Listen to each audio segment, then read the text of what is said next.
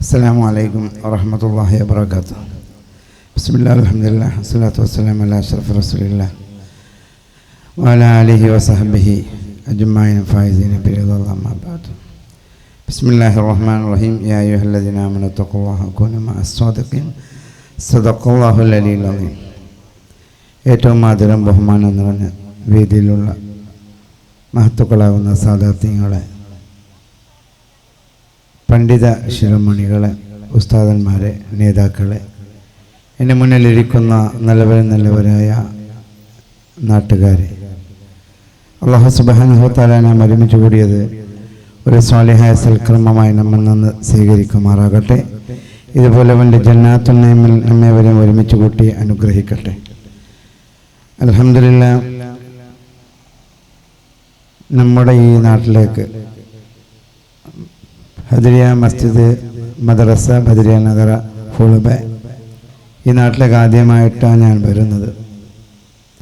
അങ്കരകരിയ വരെ ഞാൻ വന്നുപോയവരാണ്. അവിടെ എല്ലാ എനിക്കറിയപ്പെട്ട ആൾക്കാരും ഉണ്ട്. പക്ഷേ ബഹുമാനപ്പെട്ട ബാപ്പാൻ്റെ അടുത്ത ആളും ആത്മീയ ബന്ധമുള്ള ആലബക്ക എന്ന് അറിയപ്പെടുന്ന പുത്തോനാക്ക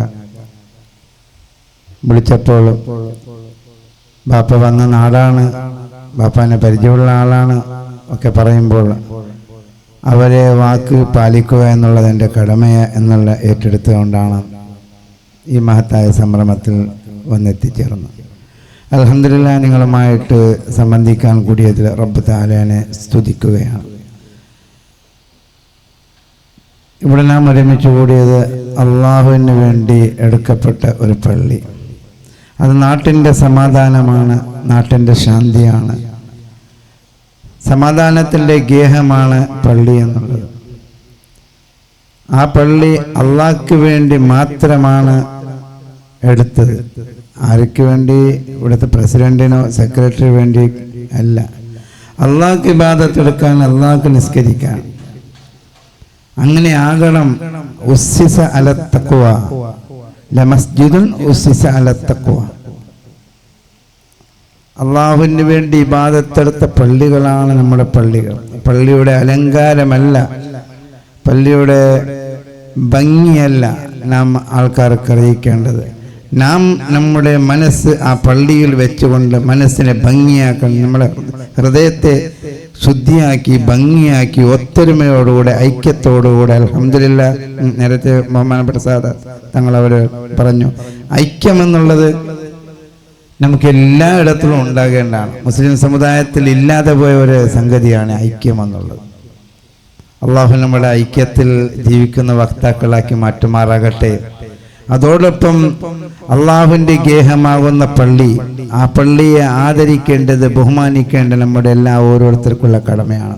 ആ പള്ളിൻ്റെ അടുത്ത് വെച്ച് ഘോരമായി സംസാരിക്കുകയോ കച്ചറകൾ ഉണ്ടാക്കുകയോ ഒരിക്കലും അരുത്. പള്ളിയെ ബഹുമാനിക്കാൻ, അള്ളാഹു ആദരിച്ചതിനെ അള്ളാഹു ആദരിച്ചതിനെ ആദരിക്കാനും ബഹുമാനിക്കാനും പഠിച്ചാൽ മാത്രമാണ് ഞാനും നിങ്ങളൊക്കെ അള്ളാഹിനെ വിജയിച്ച കൂട്ടുകാർ, അള്ളാഹ് സ്നേഹിച്ച കൂട്ടുകാരാകാൻ പറ്റും. ഇന്ന് നമുക്കില്ലാതെ പോയത് ആദരവിൻ്റെ കുറവാണ്. ഉസ്താദന്മാരോട് ബഹുമാനമില്ല, ഉമ്മ ബാപ്പന്മാരോട് ബഹുമാനമില്ല, മസ്ജിദിനോട് മദ്രസകളോട് ബഹുമാനമില്ല.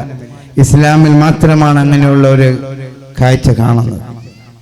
ഉസ്താദന്മാർ വാളുകൾ കേൾക്കുന്നുണ്ട്, പക്ഷേ ആ വാളുകളിൽ നിന്ന് ഉസ്താദന്മാർ നൽകുന്ന ഉപദേശ നിർദ്ദേശങ്ങളെ നമ്മുടെ ജീവിതത്തിലും ജീവനത്തിലും കൊണ്ടുവരുന്നതിൽ ഞാനും നിങ്ങളും അധപ്പതനത്തിലാണ്.